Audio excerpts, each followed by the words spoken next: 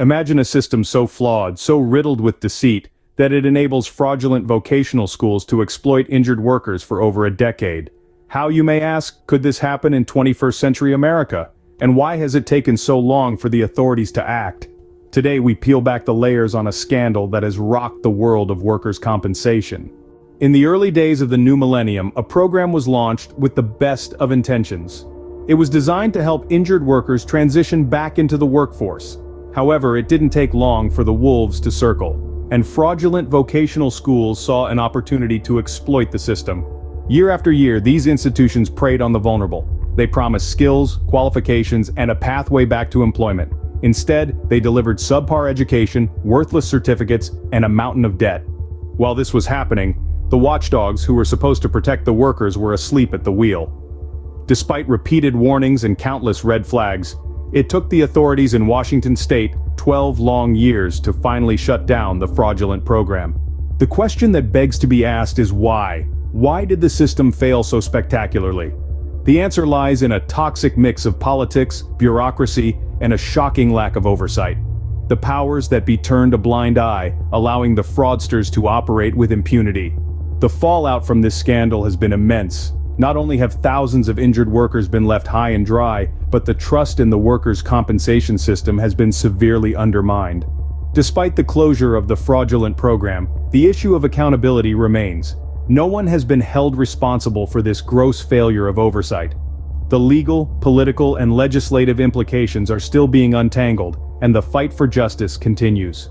In summary, the scandal of fraudulent vocational schools exploiting the workers' compensation system is a stark reminder of the need for robust oversight and accountability. It took 12 years for Washington state officials to shut down a fraudulent program, and to this day, no one has been held to account.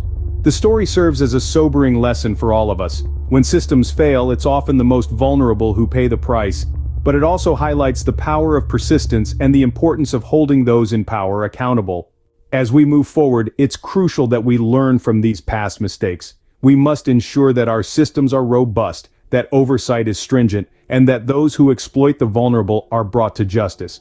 Because at the end of the day, it's not just about compensation, it's about justice, fairness, and the kind of society we want to live in.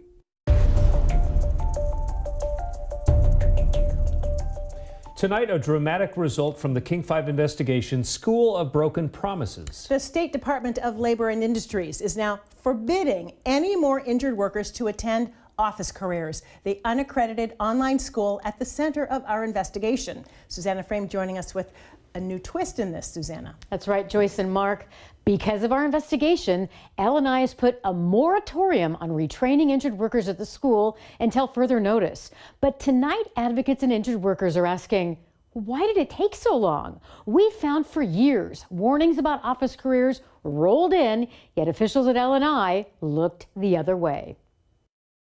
Receptionist, veterinarian front office, file clerk and courier, cashier, security guard. Angela LeClaire of Longview is no quitter. Data entry clerks, phone customer service. Since earning the certificate from Office Careers showing she successfully completed their training, she spent 9 months applying for any office-type job she could find.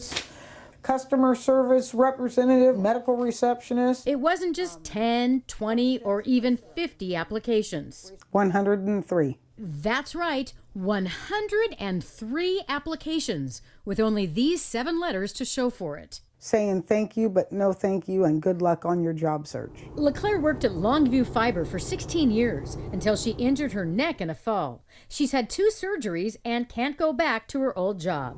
So the state paid her tuition to get retrained here at Office Careers based in Renton, the spot that's gotten millions of public dollars, more than any other school in the entire state. I did not gain the skills to have that job. LeClaire says despite language on the certificate, the program was anything but successful. I told them I'm computer illiterate. The King 5 investigators have found dozens of injured workers with dismal, life-altering outcomes after graduation. They get a certificate, but no skills, no job, and then no more benefits from the state.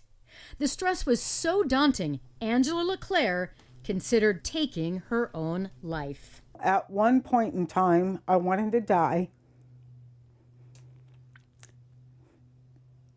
because it's hard when you work so hard to earn a living and try to have a decent life and then have it all taken from you.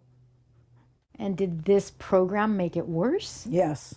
Yeah, because I'm like, I don't know computers. I'm like, how am I going to do this? The instructor is able to demonstrate what to do. The school's owner, David Jordan, says he offers a quality program and he hasn't received any complaints. We have no reason to believe that we're defrauding anybody or not doing a great job.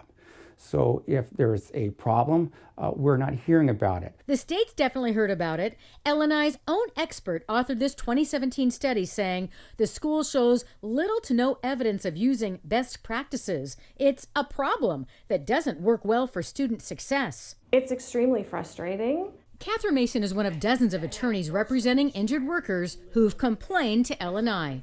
She wrote this letter about her client, Diana O'Halloran, in 2008, 12 years ago, saying with the shabby office careers training, it's ludicrous to think she could get a job as an office clerk, and urged the state to take some time to look into office careers. The state of Washington knows. They know. For years. For years and years and years. And for the last 6 years, judges across the state have repeatedly ruled office careers is harming, not helping disabled workers. A Spokane County judge found Rachel Jones learned next to nothing at the school. He blasted the system, saying one easily might infer that this whole vocational plan was an LNI ruse to rid itself of a troublesome injured worker. Is office careers just an easy way to cut people off from their benefits? Absolutely not true from my perspective. Rich Wilson oversees the worker retraining program at LNI. He admits to hearing about problems and says they have taken action. And most recently, we initiated an audit of the school. That's great you're doing an audit now, but some people might say, what took you so long? Yeah, and I'm not happy about that.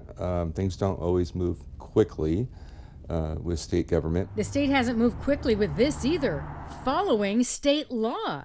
There's one on the books saying LNI can only use schools where 50% of students get jobs after graduation. Office Careers doesn't produce any job placement information. Unbelievable to me. Senator Karen Kaiser is the chair of the Senate Labor and Commerce Committee. Is it acceptable that LNI isn't following Of course not. their own policy? Of course not. We have to figure out where have things gone sideways here. What's the reason? What's the excuse? Let's fix it. So the big news tonight, LNI says they will not approve any more retraining at Office Careers until they get to the bottom of what's going on, either through the audit that the state LNI official talked about there in the report, or when the licensing agency finishes their investigation. They say that could take up to 6 months. All right, keep us posted. Thank you. And we'll let you know. For more information, just text the keyword careers to 206-448-4545. We will send you a direct link to all of the stories related to this.